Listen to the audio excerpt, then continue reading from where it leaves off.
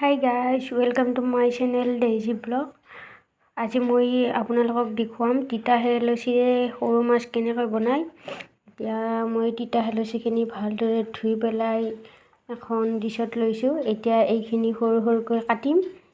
এতিয়া মই এইখিনি কাটি লওঁ।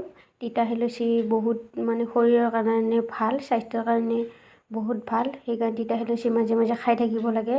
সেইকাৰণে আজি আপোনালোকৰ মাজলৈ এই ৰেচিপিটো আনিছোঁ। অতি সহজ পদ্ধতিৰে বনাম, কোনো তাত মছলা মিক্স কৰিব নালাগে।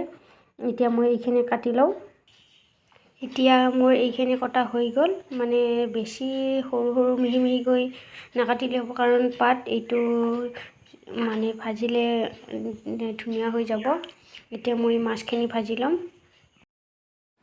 এতিয়া আপোনালোকে ভিডিঅ'টো সম্পূৰ্ণ স্কিপ নকৰাকৈ শেষলৈকে চাই থাকিব, আৰু যিসকলে মোৰ চেনেলটোত নতুনকৈ আহিছে প্লিজ তেওঁলোকে মোৰ চেনেলটো ছাবস্ক্ৰাইব কৰি দিব আৰু কাষত থকা বেল আইকনটো অন কৰি দিব। এতিয়া আপোনালোকে ভিডিঅ'টো সম্পূৰ্ণ স্কিপ নকৰাকৈ চাই থাকিব।